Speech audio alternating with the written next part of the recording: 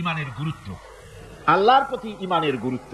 যেহেতু আমি যেখান থেকে শুরু করেছিলাম সেখানে আল্লাহ পাকের বর্ণনা এভাবে ছিল। আল্লাহ পাক এভাবে বলছেন, লাইসাল বিররা আন তুওয়াল্লু ওয়ুজুহাকুম কিবালাল মাশরিকি ওয়াল মাগরিবি ওয়ালাকিন্নাল বিররা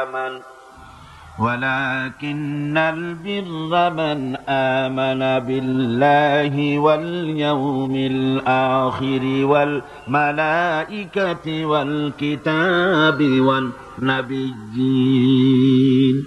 পূর্ব এবং পশ্চিম দিকে মুখ ঘোরানোর মধ্যেই কোনো কল্যাণ নিহিত নেই। বস্তুত প্রকৃত সৎ কাজ কি? প্রকৃত সৎ কাজটাই হচ্ছে আল্লাহর প্রতি ঈমান। প্রকৃত সৎ কাজ কি? আল্লাহর প্রতি ঈমান। এটা যে কত বড় গুরুত্বপূর্ণ কথা। আপনি পূর্ব দিকেই হোক আর পশ্চিম দিকেই হোক, যতই মুখ ঘুরান, যতই সেজদা দেন, যতই বিনয় প্রকাশ করেন, আল্লাহর প্রতি প্রকৃত ঈমান যদি আপনার তৈরি না হয়, তাহলে এই মুখ ঘোরানোর, এই সেজদা দেওয়ার মূল্যায়ন হবে না, গুরুত্ব বহন করবে না। এই জন্য ইসলামের প্রত্যয় এবং আচরণের সামগ্রিক ব্যবস্থাপনায় প্রাথমিক মৌলিক যে জিনিসটি, সেটা হচ্ছে আল্লাহর প্রতি ঈমান। সেটা আল্লাহর প্রতি কি? ঈমান।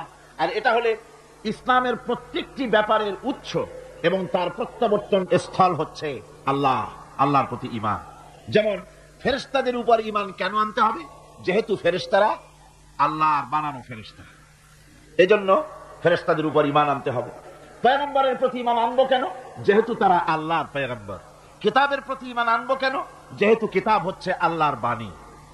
আখিরাতের উপরে বিশ্বাস, ঈমান আনবো কেন? এই জন্য যেহেতু তা আল্লাহ পাকের শেষ নির্ধারিত বিচারের দিন, সেজন্য। ফরজগুলি মানবো কেন? এই জন্য যেহেতু সেটা আল্লাহর হুকুম। কথা বুঝতে পেরেছেন কিনা? সুতরাং আল্লাহকে কেন্দ্র করে ইসলামের গোটা ব্যবস্থাপনাটা এর উপরে দাঁড়িয়ে আছে।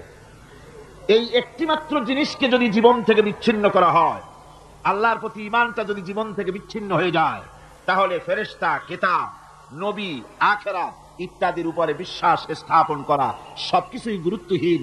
ইসলামের আল্লাহর প্রতি ঈমান এমন একটি কেন্দ্রবিন্দু, যা অবস্থিত হলে পরে, যা ভুলে গেলে পরে ইসলামের গোটা ইমারতটা চুরমার হয়ে যাবে, ভেঙে চুরে যাবে।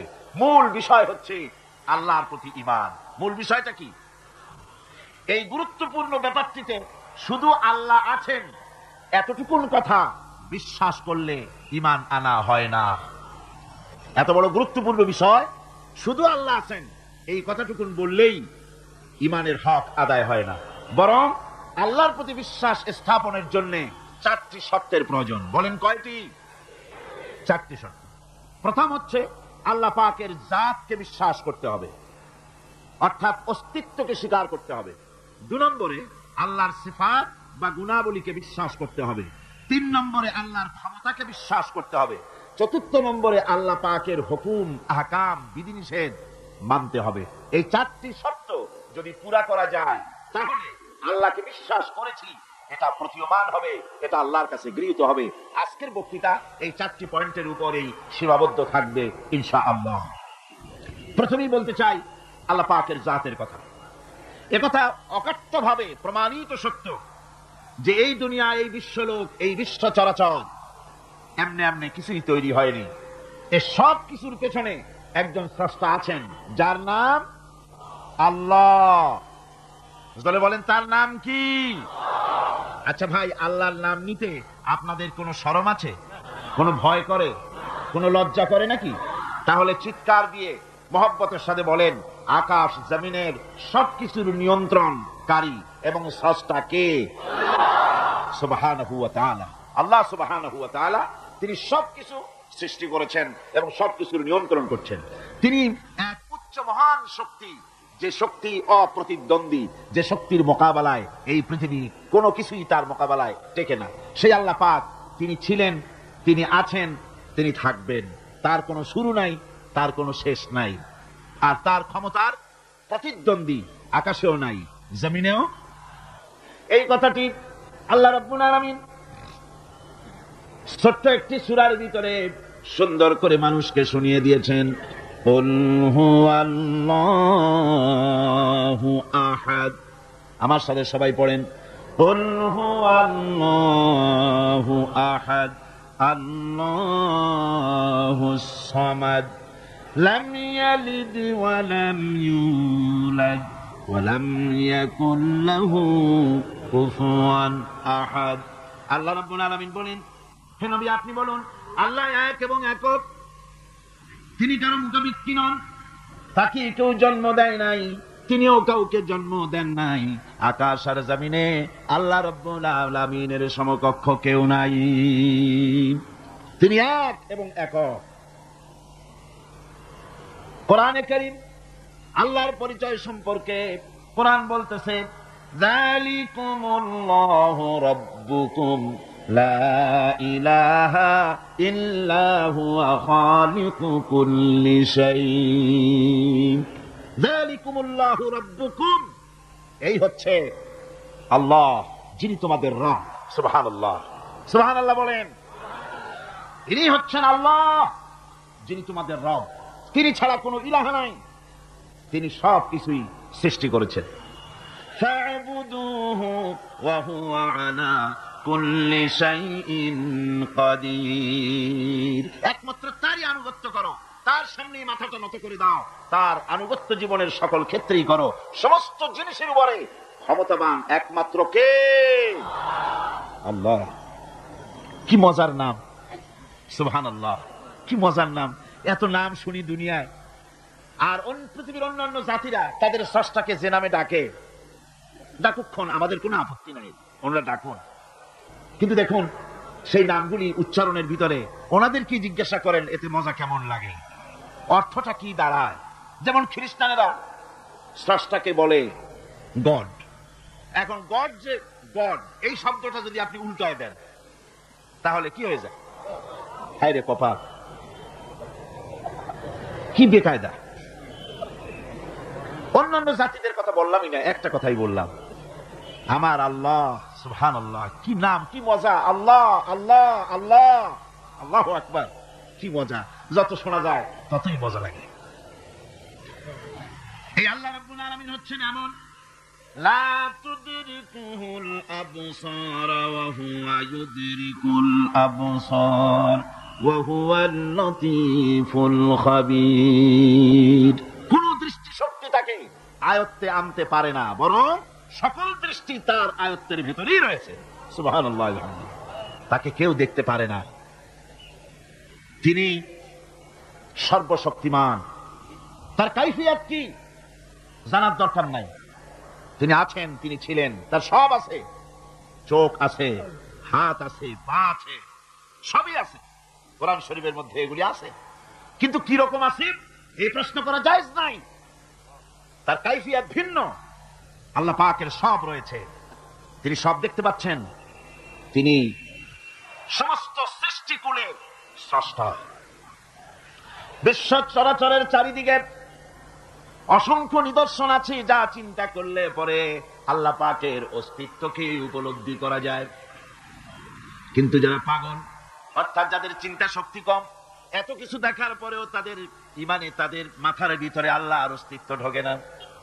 একজন বেদুইনকে জিজ্ঞাসা করা হলো, বেদুইন, বদবি, গ্রাম্য লোক, কলেজে পড়ে নাই, ইউনিভার্সিটিতে পড়ে নাই, সায়েন্স ল্যাবরেটরিতে রিসার্চ করে নাই, এমন একজন গ্রাম্য বদবিকে জিজ্ঞাসা করা হয়েছিল, আল্লাহর অস্তিত্বের প্রমাণ স্বরূপ তুমি কিছু বলতে পারো কিনা, আল্লাহ আছে নাকি? ওই গ্রাম্য লোক বললেন, ছাগলের ছোট ছোট পায়খানার বড়িগুলি, কি বলে, ছাগলের পায়খানার ট্যাবলেটের মতো না, ক্যাপসুলের মতো, কোন জায়গায় ছোট্ট ছোট্ট ছাগলের বিষ্ঠাগুলি দেখলে পরে যে দেখে সে বুঝতে পারে এখানে ছাগলেরা থাকে। গাধার পায়খানার স্তূপ দেখলে পরে মানুষ বুঝতে পারে এখানে গাধারা বাস করে। পায়ের চিহ্ন দেখলে মনে করা যায় এখানে কোনো মানুষ হেঁটে গিয়েছিল। এই ছোট ছোট জিনিস দেখলে পরে যদি ছাগল, গাধার, মানুষের অস্তিত্ব বোঝা যায়, তাহলে ওই বিরাট আকাশ, এই বিশাল জমিন, গাছপালা, তরুলতা দেখে কেন বোঝা যাবে না যে স্রষ্টা একজন আছেন? আমার ভাইয়েরা, আল্লাহ পাকের পরিচয় দিতে গিয়ে কোরআন আবার বলে, আফালাম ইয়ানজুরু ইলাস সামাই ফাওকাহুম কাইফা বানাইনাহা ওয়া যায়্যানাহা ওয়া মা লাহা মিন ফুরুজ।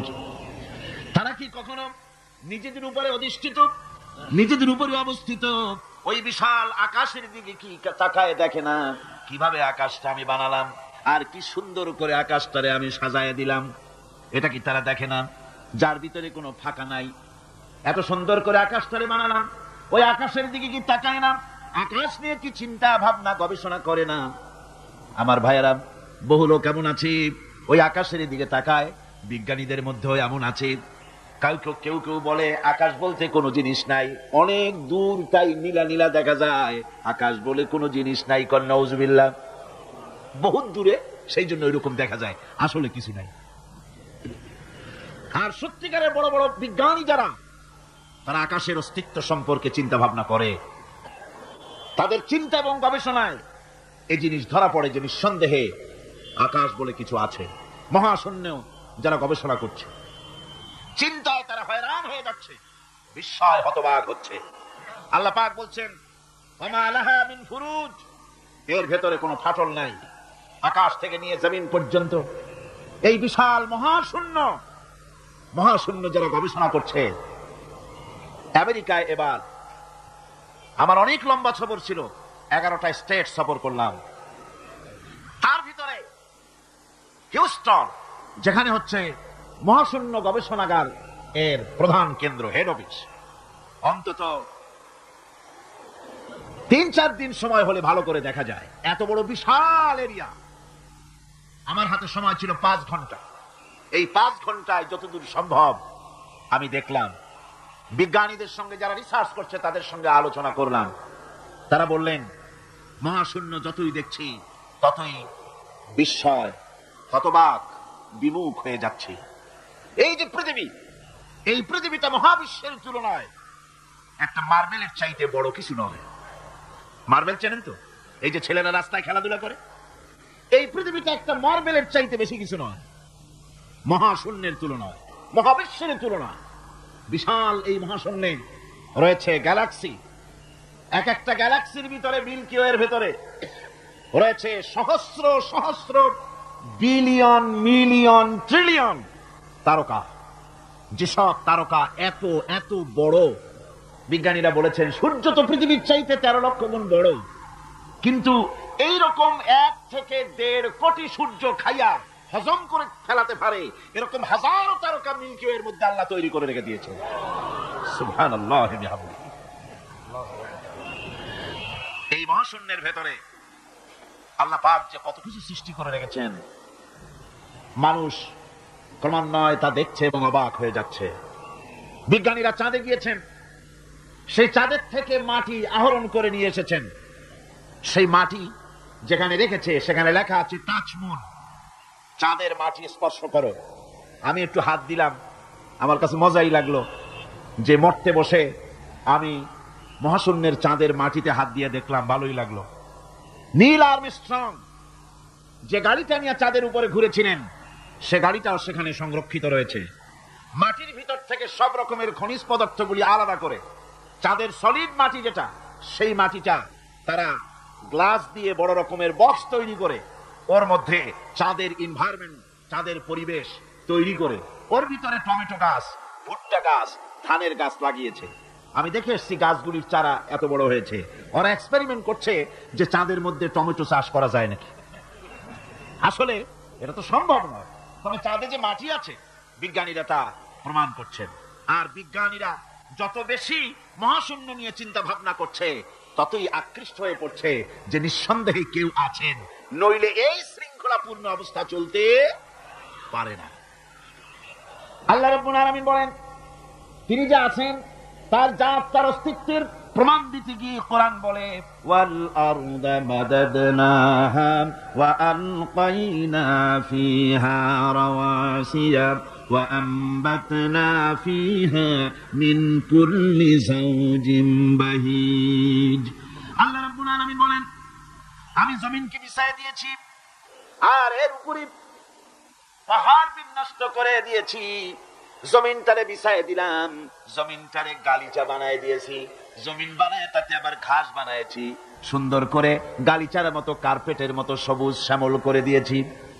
এরপরে এর উপরে পাহাড় গুলি দিয়া দিলাম, পাহাড় দিয়া জমিনকে টাইট করে দিলাম। তাবসিরাতান ওয়া যিকরা লিকুল্লি আবদিন মুনিব। এর ভেতরে চক্ষু উন্মোচনকারী আর উপদেশ অতীব শিক্ষাপ্রদ অনেক কিছুই রয়েছে ওই সমস্ত মানুষের জন্য যারা আমার কাছে সত্যের দিকে যারা প্রত্যাবর্তন করতে চায়, যারা আমার দিকে ফিরে আসতে চায়, তাদের অনেক নিদর্শন এই পৃথিবীর ভিতরে আমি রেখে দিয়েছি। জোরে বলেন সুবহানাল্লাহ। আল্লাহ পাক বলেন, দেখো এর প্রত্যেকটি জিনিস, প্রত্যেকটি পাতা, প্রত্যেকটি তৃণ, যা কিছু দেখতে পাও সব আল্লাহর সাক্ষী দিচ্ছে আল্লাহ আছেন। আল্লাহ পাক বলেন, একটু তাকাও উপরের দিকে। আওয়ালাম ইয়ারাউ ইলা তায়রি ফাওকাহুম সাফাতিন ওয়া ইয়াকবিদনা মা ইউমসিকুহুন্না ইল্লার রহমান। দেখে নাকি তারা পাখিটি কেমন লোক মেলে দুটি লঘু ডানা উড়িয়া বেড়ায় শূন্যের পরে, নাহি তার কোনো মানা। আবার সে কবু ডানা গুটাইয়া চলে, কিন্তু পড়ে না তবু। বলো কে বা তারে শূন্যে রাখিছে ভিন্ন সে এক প্রভু। লক্ষ্য করে দেখো না যে আকাশে মহাশূন্যে পাখিগুলি ওড়ে। একটু দেখো, মানুষ তো খায় জন্মের খাওয়া, শুধু খায়, চিন্তা ভাবনা করে না। একটু চিন্তা ভাবনা করো, একটু গবেষণা করো। পাখিগুলি উঠতে থাকে, উড়বার সময় ডানা এভাবে দোলায়, ঠিক না? আল্লাহ বলেন, দেখো ডানা এভাবে দোলায়। আবার কোন সময় ডানা মুঠি দোলায় না, দুটি ডানা বডির সাথে লাগায় দিয়া সাঁ করে উড়ে যায়। আবার ডানা দোলায়, ডানা বন্ধ করে না, দোলায়ও না, দুটি ডানা প্লেনের ডানার মতো করে দিয়ে শূন্যের উপরে উড়ে বেড়ায়। ডানা বন্ধ করে দিল, ঝোলানো বন্ধ করলো, অথচ আকাশ থেকে পড়ে গেল না পাখি। শূন্যের পরে কে রেখে দিয়েছে? আল্লাহ ছাড়া। জোরে কোন কে দিয়েছে? কে রাখলো? এই শীতের দিনে আমাদের দেশে অতিথি পাখিরা আসে, সাইবেরিয়ান দ্বীপপুঞ্জ থেকে আসে। একটু মাথা খাটা, কপাল ভালো হয়ে যাবে, কিসমত খুলে যাবে। কোথায়? সাইবেরিয়া দ্বীপপুঞ্জ থেকে। সেইখান থেকে যখন এই শীতের মৌসুমে আমাদের দেশে বরফ পড়বে, প্রচন্ড ঠান্ডা আসবে, টেলিভিশন এবং রেডিওতে পাখিদেরকে কেউ শোনায় না। ওরা বুঝতে পারে ঠান্ডা আসতেছে। ওই ঠান্ডা আসার পূর্বক্ষণে ঝাঁকে ঝাঁকে লাখে লাখে কোটি কোটি পাখি একসঙ্গে ওড়া আরম্ভ করে দেয়।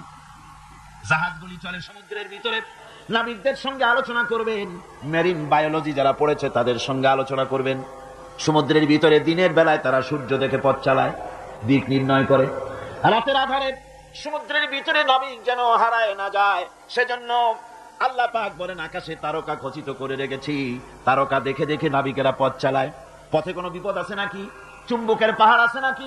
সাইক্লোন এরিয়ার ভিতরে পড়ে যায় নাকি? সেজন্য রয়েছে রাডার। এগুলি দেখে দেখে পথ নির্ণয় করে। এবার আপনারা আমাকে জবাব দেন, হাজার হাজার মাইল দূর থেকে পাখিরা পাড়ি দিয়া বাংলাদেশে আসে, সিলেটে আসে, দিনাজপুরে আসে। এই যে দূর দূরান্ত থেকে হাজার হাজার মাইল দূর থেকে পাখিরা এলো, তার নেভিগেশন কে করে দিল? রাডার কে করে দিল? কে তার পথের দিশা দিল? এ পথে গেলে বাংলাদেশ পাবি। সুবহানাল্লাহ, জোরে বলেন সুবহানাল্লাহ। কে তিনি? আমার আল্লাহ। জোরে বলেন আল্লাহ। সুবহানাল্লাহ। আল্লাহ, তোমার জন্য মহব্বত করতে পারি তৌফিক দাও, তোমার জন্য যেন বাঁচতে পারি তৌফিক দাও, তোমার নামের উপরে যেন মরতে পারি তৌফিক দাও, জান্নাতে তোমার যেন দেখতে পারি তৌফিক দাও। এসব অসংখ্য নিদর্শন দেখে যারা বুদ্ধিমান, যারা জ্ঞানবান, যাদের মাথার ভিতরে কিছু আছে, তারা বুঝে নিঃসন্দেহে একজন আছেন, তিনি আর কেউ না, তার নাম হচ্ছে আল্লাহ রব্বুল আলামিন। এবার আল্লাহ পাক বলেন, তাকাও, আমার সৃষ্টি ভালো করে দেখো। الذي خلق سبع سماوات طباقا ما ترى في خلق الرحمن من تفاوت فارجع البصر هل ترى من فطور। ক্ষমাশীল তিনি, সপ্ত আকাশ রচিলেন থরে থরে, কোন ত্রুটি হেরিবে না তার পূর্ণ সৃজন পরে। আল্লাহ পাকের ওই আকাশের দিকে তাকাও, জমিনের দিকে তাকাও, আল্লাহ বলেন বারবার দেখো, বারবার তাকাও, দেখো আমার সৃষ্টির ভিতরে কোনো ভুল আছে নাকি, আমার সৃষ্টির ভিতরে কোনো খুঁত আছে নাকি, কোন রং আছে নাকি, কোন অসুবিধা আছে নাকি, ভালোভাবে তাকাও, আবারও তাকাও। ثم ارجع البصر كرتين ينقلب إليك البصر خاسئا وهو حسير। আল্লাহ পাক বলেন দেখতে দেখতে তোমার চক্ষু ফিরে আসবে তোমার কাছে। চাও তুমি তার সৃষ্টি পানে, দেখো কিছু ভুল চুক, ফিরাও তোমার নয়নখানি, ফিরাও তোমার মুখ। অক্ষমহীন দৃষ্টি তোমার সৃষ্টিতে পাবে ফাঁকি, ফিরাও তোমার নয়নখানি, ফিরাও কাঙ্গালাখি। তাকাতে তাকাতে চোখ আজিজ হয়ে দুর্বল হয়ে তোমার দিকে ফিরে আসবে। আমার সৃষ্টির ভিতরে কোনো ভুল দেখতে পাবে না। সুবহানাল্লাহ কয়, সুবহানাল্লাহ কইতে ইচ্ছা করে না মিয়া ভাইরা আমার। আল্লাহ পাক বলেন এইভাবে করে আমি আকাশকে থরে থরে সাজায় দিলাম, জমিনটাকে সুন্দর করে দিলাম, আর এই জমিনে ফসলের ব্যবস্থা করে দিলাম। ফল হলো কি সুন্দর সুন্দর করে ফল আমি দান করলাম। আল্লাহ পাক বলেন ওয়ায়াতুল লাহুমুল আরদুল মাইতাতু আহইয়াইনাহা ওয়া আখরাজনা মিনহা হাববান ফামিনহু ইয়াকুলুন। আমার নিদর্শনের ভিতরে এগুলিও নিদর্শন। মৃত্যু জমিনকে আমি জিন্দা করে দেই, আর তার ভিতর থেকে তোমার রিজিক উৎপন্ন করি। এর মধ্যে কি কি বানালাম? ওয়াজআলনা ফিহা জান্নাতিম মিন নাখিলিন ওয়া আ'নাবিন ওয়া ফাজ্জারনা ফিহা মিনাল উয়ুন। সুন্দর করে এই জমিনের উপরে মরা জমিনকে জিন্দা করে তাতে খেজুর বাগান লাগালাম, খেজুর দিলাম, আঙ্গুর দিলাম, বেদানা দিলাম, কত রকমের ফল ফলারি আমি সুন্দর করে দিলাম। জমিন থেকে ঝর্ণা ধারার পানি আমি উচ্ছারিত করে দিলাম। লিয়াকুলু মিন সামারিহি ওয়া মা আমিলাতুহু আইদিহিম আফালা ইয়াশকুরুন। এই সমস্ত ফল তোমরা খাও। এবার বলো এর কোন একটি ফল কি তোমার নিজের হাতের বানানো নাকি? তুমি বানাইছো? এই যে বেদানা, আঙ্গুর, আপেল যা কিছু খাও কার বানানো? আফালা তাশকুরুন। এগুলো খাও, শুকর আদায় করো না। এগুলা খায় বান্দা ছাগলের মতো চাবায়, শুকর আদায় করে না। বাম হাত দিয়ে খায়, তাও ডান হাত দিয়েও খায় না। আল্লাহর নাম নিয়ে খায় না, বাম হাত দিয়ে খাওয়া এটা নাকি একটা কি স্টাইল, সোজা কথা। আর হুজুর বলেছেন বাম হাতে খায় শয়তানি। বাম হাতে কে খায়? চিল্লা এখন, বাম হাতে কে খায়? শয়তান। বাম হাতে আল্লাহর বানানো জিনিসগুলো খায়। সিগারেট গুলা দেখছি দাঁড়ায় দাঁড়ায়, বা যখন গাড়িতে চলি দেখি নজরে পড়ে সিগারেটটা ধরাইয়া মুখে ধরে টান দিয়া তারপর উপরের দিকে ফু ছাড়িয়া দিয়ে তাকায় থাকে, ফু গেল কোন দিকে? আরে কপাল পোড়া মুসলমান।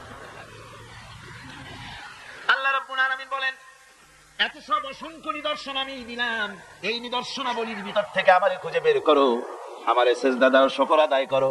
দাম চাই না, পয়সা চাই না, শুকর আদায় করো। মাঝে মধ্যে খাওয়ার বলো আলহামদুলিল্লাহ।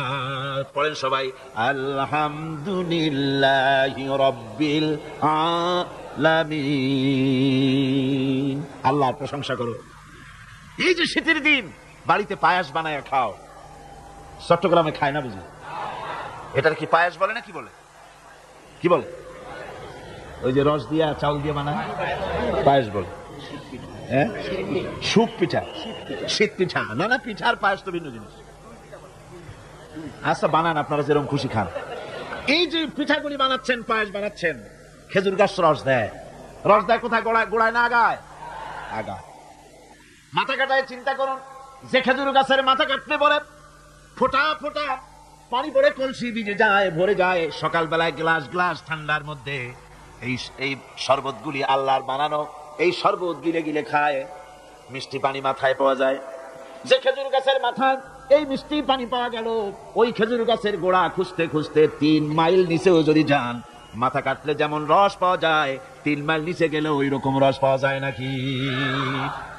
পাশে তেঁতুল গাছ, পাশে নিম গাছ, নিম গাছে তিতা ফল দিল, আরেকটা গাছে কষ ফল দিল, আর পাশে খেজুর গাছ মিষ্টি পানি আল্লাহ বানাইয়া দিলেন।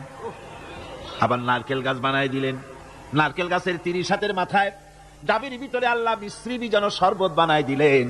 বান্দারে, খালি শরবত খাইয়া পেট ভরবে না, এই জন্য ডাবের ভিতরে তোর জন্য হালুয়া রুটিও বানায়া রাখছি। এরপরেও যদি বলে আল্লাহ নাই, এর বুঝাবার কোন উপায় নাই। আল্লাহ হিদায়াত করুন, কোন আমিন। মহান আল্লাহ রাব্বুল আলামিন বলে, বান্দারে, দুগ্ধ পোষ্য, দুধ প্রদানকারী, দুগ্ধ দানকারী চতুষ্পদ জন্তুর ভিতরে আমি আল্লাহ রাব্বুল আলামিনের নিদর্শন আছে, উপদেশ আছে তোদের জন্য। ওয়া ইন্না লাকুম ফিল আনআমি লাইবরা নুসকিকুম মিম্মা ফি বুতুনিহি মিন বাইনি ফারসিন ওয়া দামিন লাবানান খালিসান সাইগান লিশ-শারিবিন। চতুষ্পদ জন্তুর ভিতরে আমি আল্লাহর নিদর্শন আছে, তোমার শিক্ষা আছে। চতুষ্পদ জন্তুর দিকে তাকাও। তোমার বাড়ির গাভী আর তোমার বাড়ির ছাগলে খায় কি? ভুসি খাইলো, তিসি খাইলো, আর জমিনের ঘাস খেলো। এগুলি খাওয়ার পর শরীরের ভিতরে এই খাদ্য দিয়ে রক্ত হয়, পায়খানা হয়, পেশাব হয়, আর পাশাপাশি রাস্তা দিয়া এমন সুন্দর, শুভ্র, স্বচ্ছ এবং পানকারীদের জন্য সুস্বাদু দুধ, পেশাব পায়খানা যেখান থেকে, তার পাশে থেকে আমি তোমার জন্য সুস্বাদু দুধ বের করে দেই। এগুলো দেখো কি বোঝো না যে নিশ্চয়ই কেউ একজন আছে? ভাইরা আমার, আল্লাহ রাব্বুল আলামিন বলেন, আকাশ থেকে মিষ্টি পানি আমি বর্ষণ করে দিলাম। এই মিষ্টি পানি, সমুদ্রের পানিগুলি নোনা, এই নোনা পানিগুলি লক্ষ্য করেন, মাথা খাটান, তাম দেশের সমস্ত আবর্জনাগুলি সব সমুদ্রে চলে গেল। আবর্জনাগুলি আল্লাহ নষ্ট করে দিলেন, পানিকে স্বচ্ছ করে দিলেন। নোনা পানি আকাশে উঠে গেল বাষ্পের আকারে, সেখান থেকে বৃষ্টি হলো। নোনা বর্ষিত হলো না মিষ্টি হলো? কোন জোরে কোন কি হলো? আল্লাহ পাক বলেন, শোনো, লাউ নাশাউ জাআলনাহু উজাজান ফালাউলা তাশকুরুন। আমি ইচ্ছে করলে এই পানিকে নোনা অবস্থায় নাজিল করে দিতে পারতাম, জমিনের ফসল নষ্ট হয়ে যেত। আমি নোনা পানিকে মিষ্টি করে বর্ষণ করলাম। এই পানি পান করে কেন আমার শুকর আদায় করো না?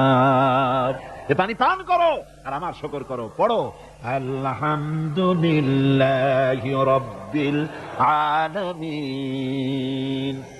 আমার বন্ধুগণ, কেউ কেউ বলতে পারে, আল্লাহ যদি বৃষ্টির পানি যদি না দেন, আমার কি অসুবিধা?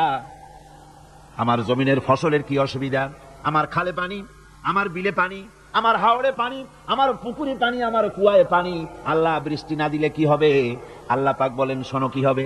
কুল আরাআইতুম ইন আসবাহা মাউকুম গাওরান ফামান ইয়াতিকুম বিমাইম মাইন। বলো দেখি, সবে শুকাইয়া যদি যায় এই জমিনের পানি, তাহলে হেথায় তটনির ধারা কে দিবে সবারে আনি? কুয়ার পানি, নদীর পানি, কর্ণফুলীর পানি, ব্রহ্মপুত্রের পানি, পদ্মার পানি, মেঘনার পানি, যমুনার পানি, হাওড়ের পানি, পুকুরের পানি সব যদি আমি আল্লাহ শুকায় দেই, তাহলে তোমার মরা গাঙ্গে পানির জোয়ার আবার কে এনে দিতে পারে? আছে কেউ? কেউ পারে না। সুতরাং এগুলো আমি দেই, আমার শুকরিয়া আদায় করো। তোমার জমিনের ফসল ভালোবার জন্য আমি পানির ব্যবস্থা করেছি। আল্লাহুল্লাযী আরসালার রিয়াহা ফাতুসিরু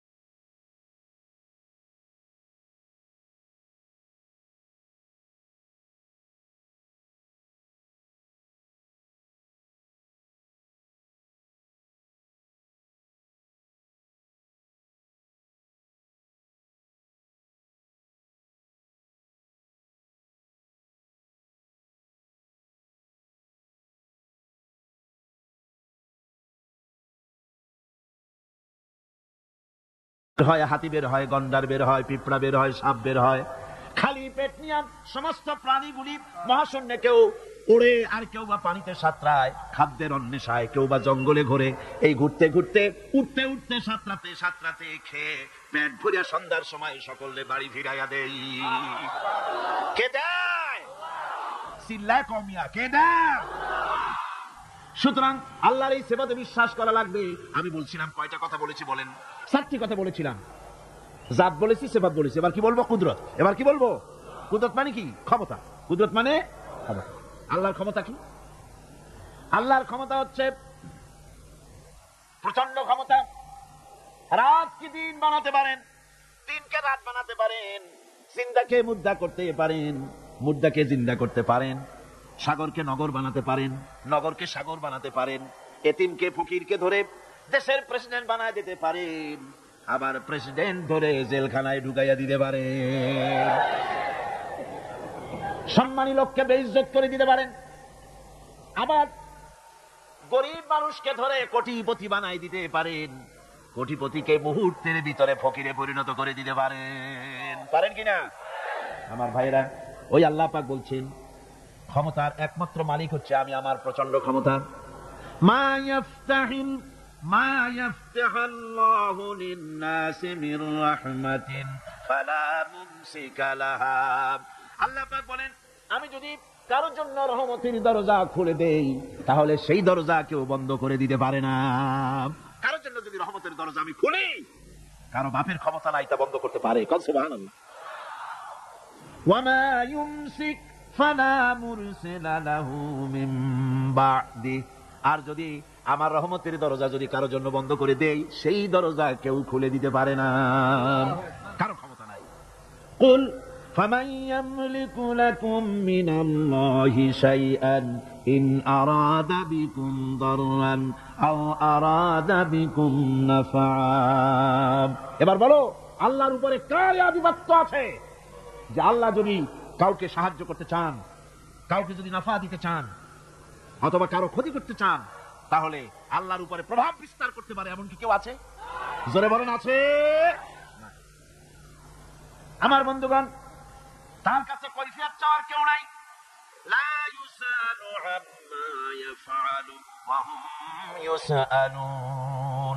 তিনি কারো কাছে কৈফিয়ত দেন না, বরং গোটা সৃষ্টি জগৎ তার কাছে কৈফিয়ত দিতে বাধ্য। সুবহানাল্লাহ। আল্লাহ রাব্বুল আলামিন বলেন লিল্লাহি মুলকুস সামাওয়াতি ওয়াল আরদ ইয়াখলুকু মা ইয়াশা। আল্লাহ জমিন এবং আকাশমণ্ডলের মালিক, তিনি সৃষ্টিকারী, তিনি সৃষ্টি করেন। ইয়াহাবু লিমান ইয়াশাউ ইনাসা ওয়া ইয়াহাবু লিমান ইয়াশাউ যুকুর। কাউকে তিনি ইচ্ছা করেন, যাকে ইচ্ছা করেন পুত্র সন্তান দেন, যাকে ইচ্ছা কন্যা সন্তান দেন, আবার কাউকে পুত্র দেন, কন্যাও দেন, আবার কাউকে কিছুই দেন না, বন্ধা করে রাখেন। এই ক্ষমতা কেবলমাত্র আল্লাহর। সন্তান দেওয়ার মালিক কে? আল্লাহ পাক। সুতরাং কবরের কাছে গিয়া, মাজারের কাছে গিয়া বাবা সন্তান দাও বলা জায়েজ নাই, হারাম। চিল্লা কোন কি হারাম? মাজারে চাদর দেওয়া, টাকা দেওয়া, আগরবাতি দেওয়া, মোমবাতি দেওয়া, আলহামদুলিল্লাহ চট্টগ্রাম সহ বাংলাদেশের সব জায়গায় আগের তুলনায় মাজারের বাজারের ব্যবসা অনেক কমে গেছে। কোন আলহামদুলিল্লাহ? চিল্লা কোন আলহামদুলিল্লাহ। কেন মাজারে টাকা? কেন মাজারের উপরে গম্বুজ? কেন মাজারে মশারি? কেন গোলাপ পানি? কেন সেখানে আগরবাতি? জায়েজ নাই, সব বেদাত। এই বেদাত থেকে বাঁচতে হবে। জোরে কোন আমিন, আরো জোরে কোন আমিন। আমি বলেছি এজন্য যদি মাজারকে কেন্দ্র করি যদি কিছু এভাবে করা জায়েজ হতো, এটা যদি সুন্নত হতো, তাহলে জান্নাতুল বাকিতে একেবারে কম করে হলেও রাসূলুল্লাহর 10,000 সাহাবী সেখানে শুয়ে আছেন। হযরত আয়েশা সেখানে শুয়ে আছেন, হযরতে ওসমান শুহাদায়ে উহুদ, হযরতে আব্বাস, হযরতে ইবনে আব্বাস, হযরতে ইবনে মাসউদ রিদওয়ানুল্লাহি তাআলা আলাইহিম আজমাইন, আজওয়াজে রাসূল, বানাতে রাসূল এখানে শুয়ে আছেন। চাদর আর গম্বুজ, আগরবাতি আর মোমবাতি যদি জায়েজ হতো, তাহলে রাসূলের আওলাদদের সাহাবীদের কবরের উপরে আমরা চাদর দিতাম না, আমাদের কলিজা ছিঁড়ে সাহাবীদের কবরের উপরে বিছায়া দিতাম। আমার বন্ধুগণ, এই সমস্ত কাজগুলি করে করে সমাজের ভিতরে বেদাত বাড়ায় দেওয়া হতেছে। আল্লাহ বেদাত থেকে গোটা জাতির বাঁচান, জোরে কোন আমিন। ভাইরা, এবার আমি আমার ওই আল্লাহ হুকুম হাকামের কথা বলছি। আল্লাহর উপর ঈমান এনেছি, এই কথাটা বললে সারবে না। এই চারটা জিনিস বিশ্বাস করা লাগবে। হুকুম হাকাম কি? সেটা হচ্ছে আলা লাহুল খালকু ওয়াল আমর। জেনে রাখো, সৃষ্টি যার, আইন চলবে সেই আল্লাহ রাব্বুল আলামিনের। সৃষ্টি কার? অনেক সময় বসে থেকে থেকে গলাটা বোধহয় আপনাদের জিমায় আসছে। চিল্লায় কোন? সৃষ্টি কার, আইন চলবে কার? ইনিল হুকুমু ইল্লা লিল্লাহ। সৃষ্টি যিনি করেছেন, হুকুম একমাত্র তারই চলবে। আল্লাহর হুকুম মানতে হবে। হুকুম কি? আল্লাহর হুকুমগুলি শোনেন। অনেক হুকুম, কয়েকটা দৃষ্টান্ত দেই। আল্লাহর হুকুম মানতে হবে। ঈমান এনেছি আল্লাহর উপরে, এই কথা বলা যথেষ্ট নয়। হুকুম মানতে হবে। হুকুম হচ্ছে ওয়ামা উমিরু ইল্লা লিয়াবুদু ইলাহান ওয়াহিদা। আমার আল্লাহ পাকের নির্দেশ হচ্ছে একমাত্র আমার দাসত্ব করো, আমার ইবাদত করো, আমার গোলামি করো। এক আল্লাহর ইবাদত করো, গোলামি করো। আল্লাহ তা'বুদু ইল্লাল্লাহ, আমি ছাড়া কারো গোলামি করো না। গোলামি কার? আল্লাহ। আল্লাহর হুকুম ছাড়া কারো হুকুম মানি না, ঠিক কিনা? আল্লাহর হুকুম মানতে হবে। এই আল্লাহর হুকুম কি মানতে পারতেছি? আল্লাহরে মানি শুধু বলি, কিন্তু মানলাম কোথায়? কোর্টে কি আল্লাহর আইন আছে? আল্লাহর আইন দিয়া কি কোর্টে বিচার ফয়সালা হয় নাকি? শিক্ষাঙ্গনে আল্লাহর আইন আছে নাকি? সেক্রেটারিয়েটে আছে নাকি? বঙ্গভবনে আছে নাকি? পার্লামেন্টে আছে নাকি? কোন জায়গায় আল্লাহর আইন নাই। আর আমি সেজদা দেই আর বলি আল্লাহ তোমারে মানি। মানলাম কোথায়? শুধু সেজদা দিলাম। এরকম সেজদার কোনো দরকার আল্লাহর নাই। কারণ আল্লাহ পাক বলেন, আকাশের তারকাগুলি, চন্দ্রগুলি, সূর্য, নক্ষত্র, গ্রহ, সৌররাজি, নবমণ্ডল, ভূমণ্ডল, যা দেখো আর যা দেখো না, সব আমার সেজদায় রত আছে। তুমি যদি জিকির না করো, তুমি যদি আমার তাসবিহ না পড়ো, কিছুই আসে যায় না। ইউসাব্বিহু লিল্লাহি মা ফিস সামাওয়াতি ওয়া মা ফিল আরদ। আকাশে যা আছে, জমিনে যা আছে, সব আমার তাসবিহ পড়ে, আমার জিকির করে। গাছের পাতায় পাতায় যে আওয়াজ হয়, বাতাসের যে শনশন আওয়াজ হয়, পানিতে যে কুলু কুলু আওয়াজ হয়, পাখিরা যে কুহু কুহু ডাকে, তুমি তো বোঝো না, তুমি শুধু আওয়াজ শোনো। আসলে তারা সবাই বলে আল্লাহু আল্লাহু আল্লাহু আল্লাহু আল্লাহু আল্লাহু, সব আমার জিকির করছে। সুতরাং সৃষ্টি করেছে আমি, আমার আইন মানতে হবে। এটা হচ্ছে আমার হুকুম। আল্লাহ পাক বলেন, উ'বুদুল্লাহা মা লাকুম মিন ইলাহিন গায়রু। একমাত্র আমার ইবাদত করো, আমি ছাড়া তোমাদের কোনো ইলাহ নাই। একমাত্র আমার গোলামি করো। মুসা আলাইহিস সালামকে দিয়ে আল্লাহ রাব্বুল আলামিন হযরত মুসা আলাইহিস সালামের কাছে প্রথম যে ওহী অবতীর্ণ করলেন, প্রথম যে নির্দেশটা দিলেন, সেই নির্দেশটা কি শুনুন। প্রথম নির্দেশ, হযরত মুসাকে দেখে আল্লাহ পাক নির্দেশ করতেছেন, ইন্নানি আনাল্লাহ লা ইলাহা ইল্লা আনা ফা'বুদনি ওয়া আকিমিস সালাতা লিযিকরি। ইন্নানি আনাল্লাহ, নিশ্চয়ই আমি আল্লাহ। সুবহানাল্লাহ ওয়া বিহামদিহি, নিশ্চয়ই আমি আল্লাহ। লা ইলাহা ইল্লা আনা, আমি ছাড়া কেউ নাই, উপাস্য নাই, মাবুদ নাই।